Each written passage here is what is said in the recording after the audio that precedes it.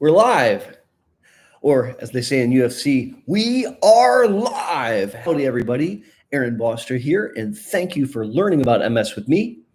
It is Saturday afternoon, August 21st, about 4 p.m. Eastern Standard Time.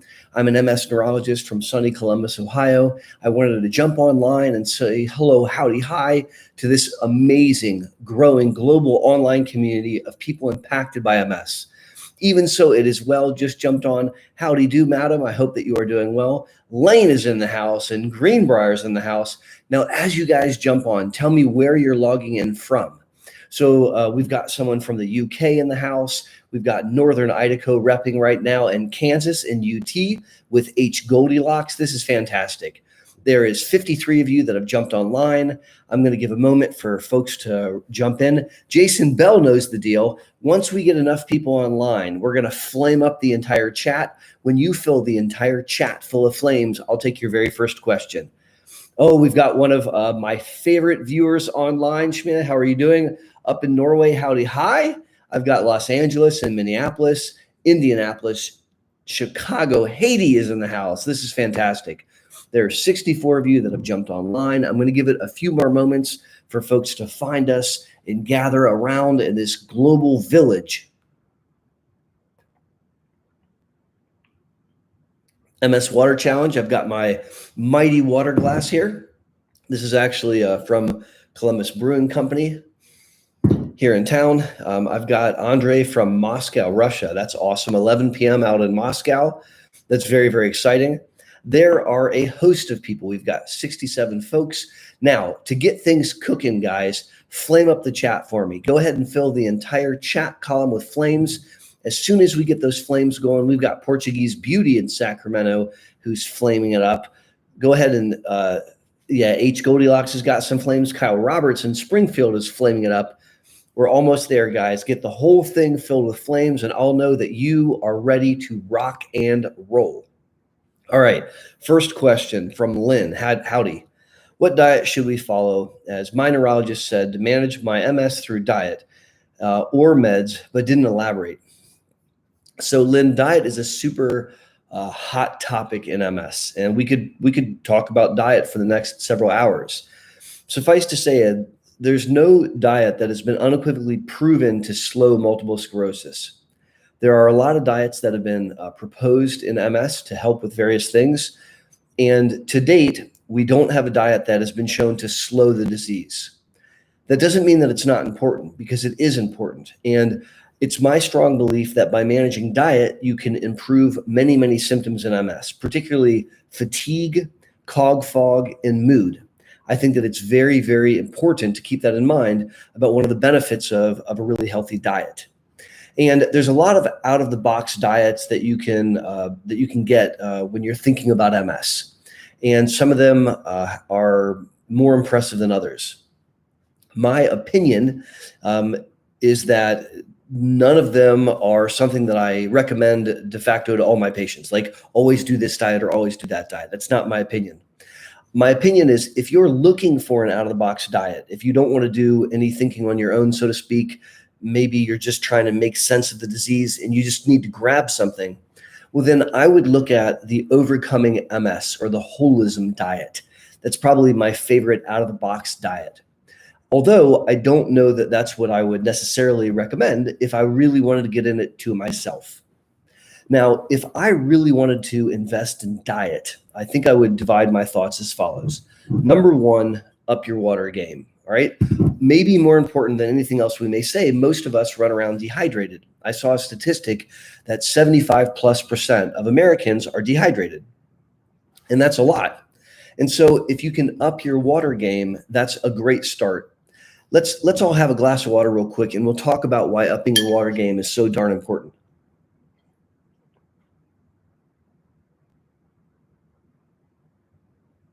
Scotty's in the house. Scotty, I hope you're doing well.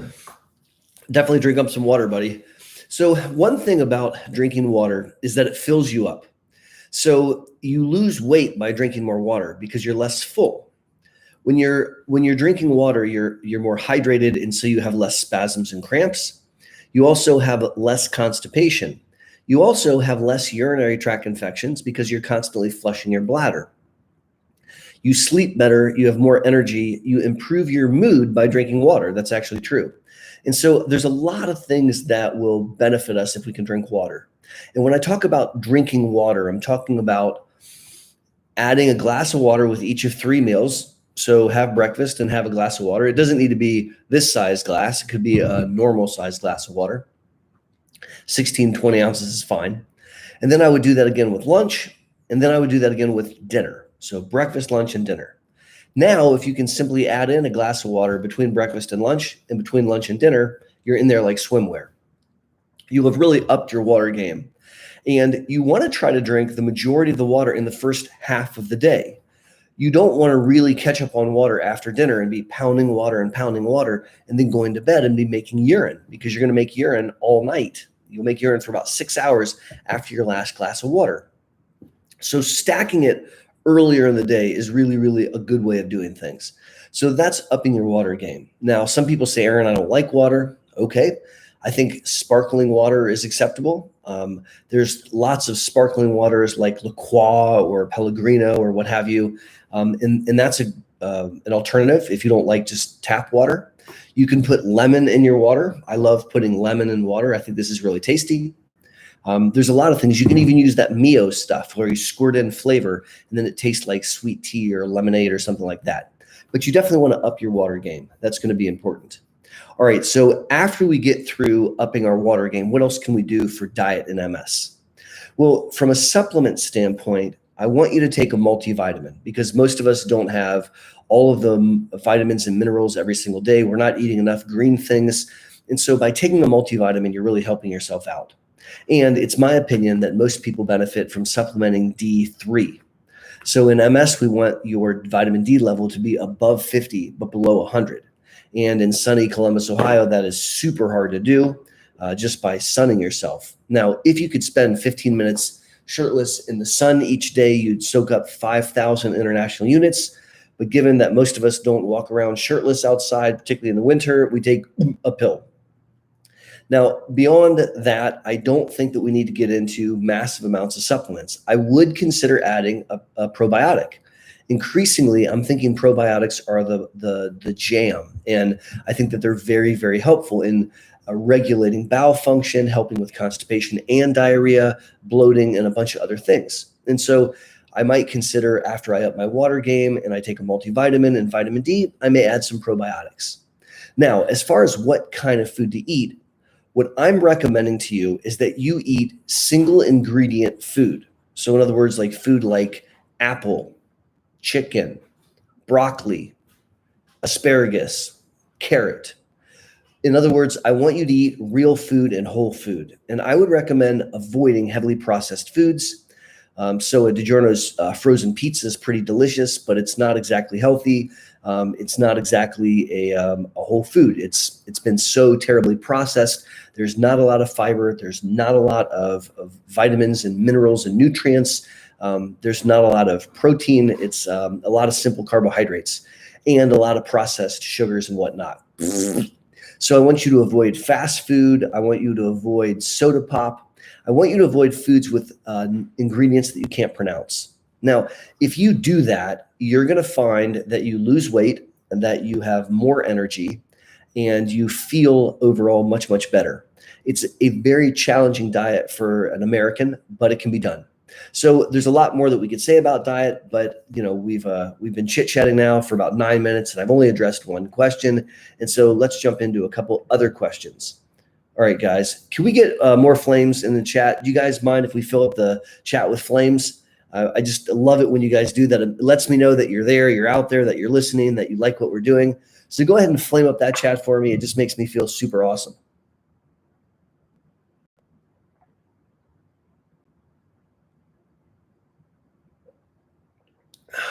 Thank you, Jim. Thank you, Candace.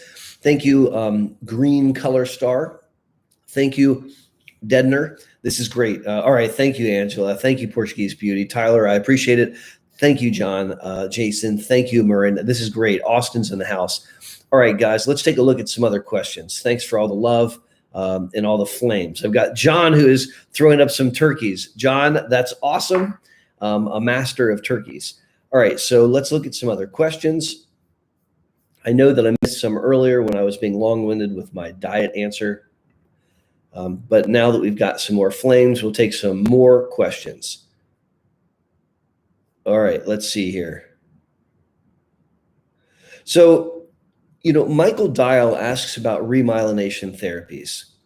And right now they don't exist. We're studying them, and the most promising ones have kind of failed on the vine, unfortunately, about 2 years ago. There's a lot of investigations that are still underway. We do not have a readout yet on any new ones to update you, but there's a lot of studies that are ongoing. And if I was to predict, I'm going to predict that we will see a remyelinating agent sometime in the next maybe 8 to 10 years on the market. Today, there are no new candidates that are not already enrolled and running through clinical trials. And some of the most exciting agents that we were the most hopeful for, like opicinumab, they didn't work out. So stay tuned. This is a hot topic. I think that as the world starts to normalize and congresses start to meet live and virtually and hybrid, you're going to hear more and more about that. But today I don't have a helpful update. So Mitchell writes in, I have trouble forgetting words, especially under stress. I forget things constantly. Muscle cramps are worse. Joint pain is worse. I'm taking Gilenya and I'm scared to change meds. So Michael, you're not alone. There's 151 of us that have gathered here today in this global village. So you are not by yourself. And the first thing I want to say is, I hope that you can let your inner village know what's going on. So if you have a spouse, a significant other, a best friend, an aunt that you can share, I don't want you to have to burden that by yourself. And I want to say thank you just for sharing it here, because I think that's really important. As far as difficulty with thinking and memory, that is something that can be treated. There's testing that we can do to get to the bottom of what the particular problems are. And if it's coming from MS, there are medicines that can help thinking and memory. So I have playlists on my channel about cognition. Please check them out, where I have all kinds of tricks and tips of things that you can do, from diet to exercise to sleep to cog puzzles. But there's also medicines. We use a lot of medicines to trick the brain into be more awake, to function better and to attend better. So you don't have to just accept that you're having difficulty with thinking and memory. Definitely get that looked at. It may be something as simple as cleaning up your med list or committing to exercise. It may be something where there's a combination of treatments which ultimately result in thinking more clearly. I'll give you an example. Sometimes I'll treat depression, even though the patient swears they're not depressed, and they may not be depressed. But when I treat the depression, the cognition improves, and so we'll take it. Now, you talk about muscle cramps and joint pain, and again, these are ills that have pills. We can treat muscle cramps. We can do stretching regimens. We can do yoga. We can do exercise and fitness. We can do increasing your water game. And we can do pills that you take to help with spasms and cramps and Charlie horses and limbs that are hard to bend.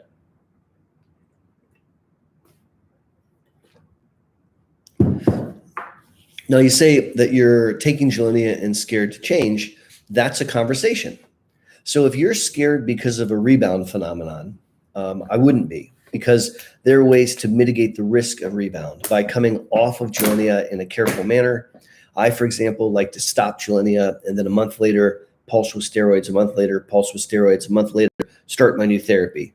And oftentimes that allows the cells to leave the lymph nodes to return back to the bloodstream, but not too quickly. And they don't bum rush the brain, because I'm giving steroids to kind of slow down the return of the cells out of the lymph nodes into the bloodstream. That seems anecdotally to work really, really well. And it's something that I've done safely with lots of people. My point here is you can get off Gilenya and it's not like you're stuck. So Mitchell, you're not by yourself. Thank you for feeling comfortable talking and sharing how you're doing. And please check out those videos on my channel. So I got another question here. Caesar writes, hello from Mexico. Hello, Caesar. Can you explain why MS weakens the muscles of the hands and the foot? What happens to the body? So it's kind of at first blush confusing about, like, why is my hand having a problem? And in reality, there's nothing wrong with the muscles of the hand. So the muscles in your hand are normal. And in fact, The nerve that goes to the muscles of the hand, the nerve's normal. The problem is in the computer and in the main wire, the spinal cord. There's damage in MS to the brain or the spinal cord, which controls the wire, which controls the muscles. So the problem isn't so much in the arm or in the nerve or in the muscles of the hand. It's in the control center, which is not giving the hand the correct message. So when you say, give a thumbs up sign, you're telling your hand what muscles what to do, except along the way, the message gets misinterpreted and dies. And what happens is you can't generate full strength and you manifest as being weak or clumsy.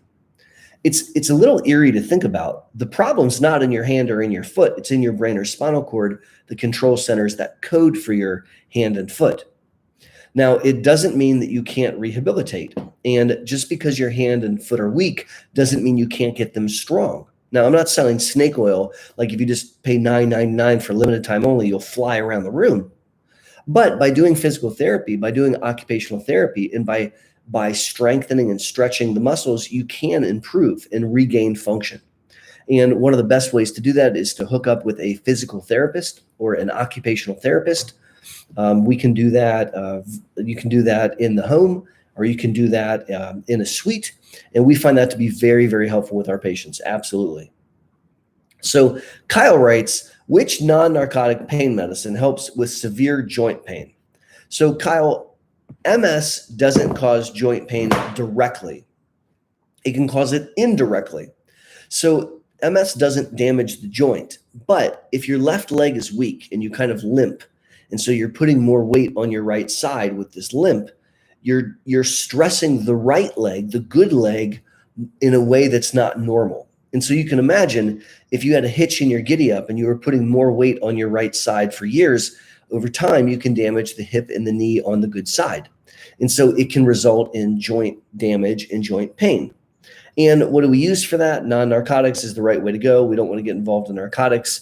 And I would be using a non-steroidal anti-inflammatory. So check with your doc and make sure it's okay. But you want to do something like a non-steroidal anti-inflammatory, like Aleve or ibuprofen, if it's safe for your stomach and for your kidneys. Definitely check with your doc. Crystalline writes, what do you think about vibrational platforms for MS as a therapy? You know, if you can afford a vibrational platform, so if it's not too expensive and it's not instead of something else, and if you find it works, then I think that sounds great. Then I would totally try it. I wouldn't do it if it was going to be too expensive. And in fact, you had to give up doing something else because of the cost. And I wouldn't do it if it was instead of something that I know worked. But if it's affordable and in addition, have at it. And if you find it to be helpful, share with us what you find helpful, because I would love to hear about it. So Jennifer Hopkins writes, sometimes I feel like I'm shaking internally and I feel very cold and constantly wear sweaters in the house and sleep under multiple blankets. Is this MS related? Jennifer, it's possible. It is possible that MS can reset your thermometer in your head. That's not very common. I haven't seen it very common, but I have seen it. And it is possible that, you know, because of abnormal sensory changes, that you're interpreting cold when it's not there. It's not uncommon that I have a patient and a spouse, and they're in constant war pleasantly about, you know, turning it up, turning it down, the temperature, or adding blankets or taking them off. It's something that you could look into from MS, but I would also look at other things. So for example, going through hormonal changes with menopause, or for example, a thyroid problem. Those can also cause difficulties with heat sensitivity and sensitivity to cold. So a couple other things that you'd want to look at with your provider. Now, we've been doing this for 19 minutes. This is a super awesome Saturday afternoon impromptu Ask Me Anything MS. My name's Aaron Boster, MS neurologist in sunny Columbus, Ohio. And I was excited to jump online with you guys today and chit chat. There's 166 of you online, which is really, really exciting. Now, if you like what's going on, do me a favor and click thumbs up. So you have to leave the chat, click thumbs up, then jump back in the chat. And I would love to get that thumbs up above 100. So there's enough people online right now. If you're digging what we're doing, go ahead and hit the thumbs up button, and let's get that thumbs up number up towards 100. If you can do that for me, it would let me know that you love what's going on. Thank you very, very much. So I've got a question here. Is Rituxan used as an alternative to ocrelizumab when you're on a budget and the hospital can't afford it? So I practice in the United States, where most of our medicines are obtained through insurance products. And the insurance product has a tremendous amount of say in what they do and don't want to pay for.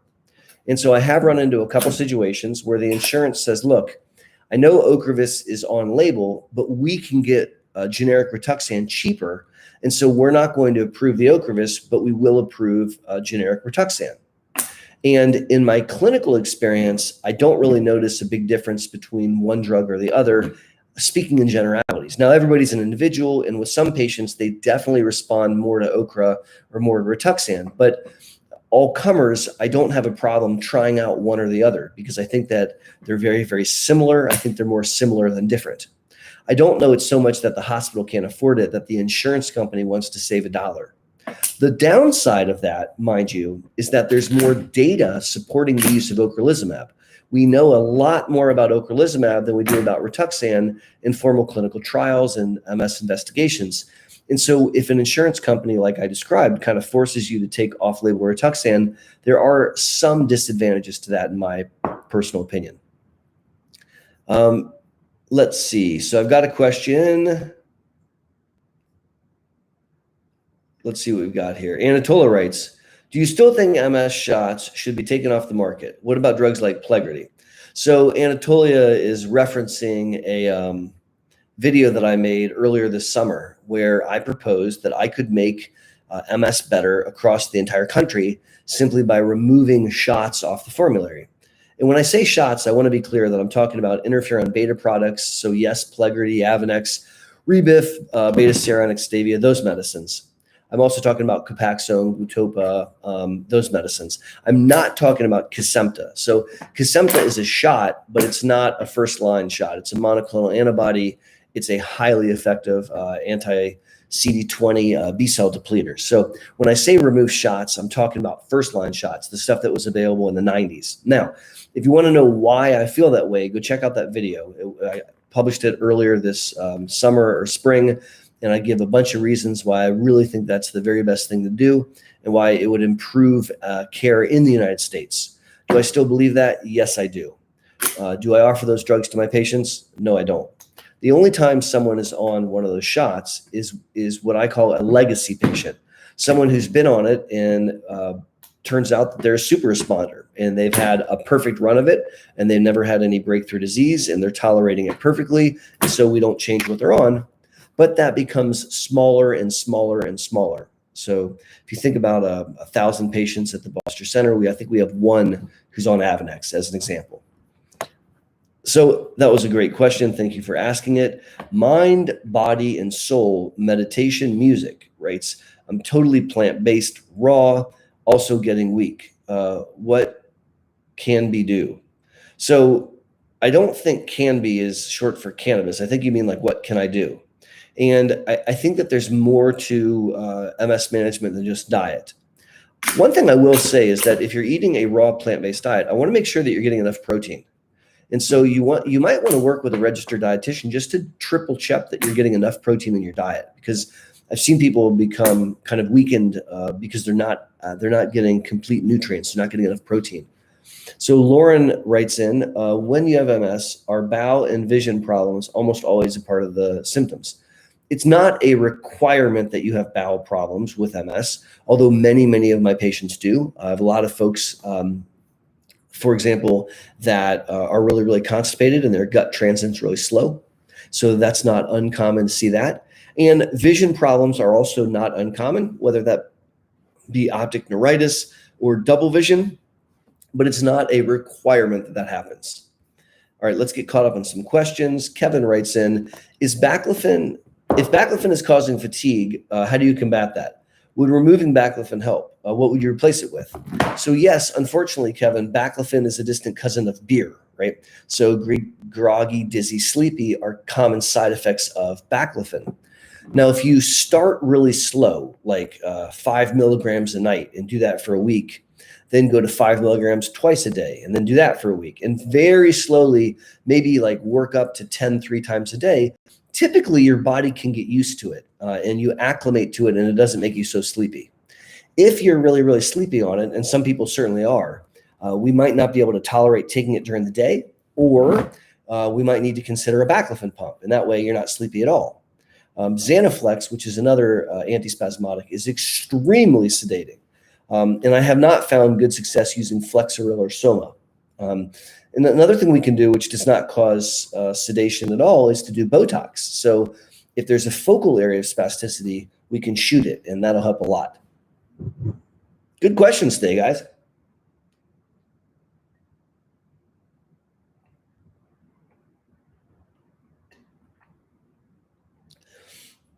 The other night I shared with everyone that I'm doing this intermittent fasting thing, and I like it so far. It's really preventing me from overeating at night when suddenly I would become a monster and get in the refrigerator and eat way too much. So I'm really, I eat from noon until about 8 p.m. and it's going really well. And so far I've lost some weight and I feel like I have more energy. So that's kind of awesome. I'll keep you guys up to date. So let's see what other questions we have. Is rituximab linked to PML? So there's never been a case of PML in Rituxan in MS. There have been cases of PML and Rituxan in other disease states. So what else do we got here? I got optic neuritis and I lost permanently 60% of vision in my left eye.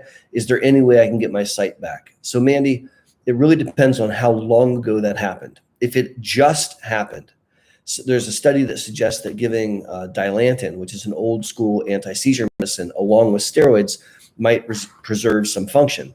But if it happened a while ago and you've had steroids and we're now in the phase of recovery, where your eye is at about 6 months is probably where the eye is going to stay. Maybe it'll continue to improve for up to a year. Cynthia writes in, thanks for being here with us and sharing your Saturday. Cynthia, it's my absolute pleasure. It's a lot of fun. And it's nice to take a half an hour and connect with this awesome, growing global online community. Now, Ayla writes in, does Kesimpta cause your hair to thin or fall out? No, this is not from Kesimpta. This is all natural male pattern baldness. No, I know that's not what you're asking. I am not aware of Kesimpta causing thinning hair. That's not something that I've seen in the clinical trials, and it's not something I've seen in my patients. Could that be happening with you? It's possible, but it's not an expectation from what I've seen thus far. Liam writes, and Liam has written this question many times in recent live streams. So Liam, let me answer it for you. Can SSRI antidepressants permanently change the way the brain works if taken long term? I don't think so. Shannon writes, let's see. So autophagy and fasting in multiple sclerosis. So I've recently been reading a lot about fasting and autophagy. And the theory is that if you fast beyond 12 hours, somewhere between 12 and 16 hours, you have gone into a phase where you're in ketosis and you're burning a bunch of fat. And you enter into this phase of things where you start to do like cleanup of cellular debris. And that's supposed to be very, very healthy and reparative. And I'm not yet familiar with clear-cut evidence that if you have autophagy, that MS is better. I am aware of some evidence that calorie restriction is probably a good idea in MS, and I don't know if they're related or not. But autophagy is something that I've been reading a little bit about, and I'll talk more about it on future live streams. So Eric Butler is asking about vaping. And vaping is when you have a liquid that is heated up below the level of combustion, and it turns into a vapor, and then you suck in the vapor. And there's a nicotine vape, and there's cannabis vape. And both of them are probably pro-inflammatory. So they're probably not without risk, particularly if there's additives or metal or things like that in the vape liquid. Although if you had a choice between an analog cigarette or an analog marijuana joint and a vape pen, I suspect the vape pen is less pro-inflammatory to the lungs and to the circulation. Although I don't know that I can prove that. That's just that's my opinion or my guess.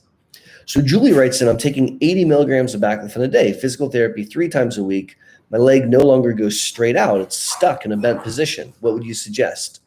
So Julie, I would look into an intrathecal baclofen test dose or a trial of Botox. Those are 2 techniques that won't contribute to higher doses of oral baclofen, and they can be synergistic with your physical therapy. I would look at an intrathecal baclofen test dose to see if you can get that leg to bend, or Botox to see if you can get that leg to bend. This has been fantastic, guys. There's 206 people online. That's maybe like the most that I've seen in recent months. And there's been 142 thumbs up. If you guys like what we're doing right now, let's fill up the chat with flames one more time. Go ahead and let's fill up the chat with some flames. If you guys would be willing, let me know that you're here with me and that you're loving what we're doing. Hey, Dad, great to see you.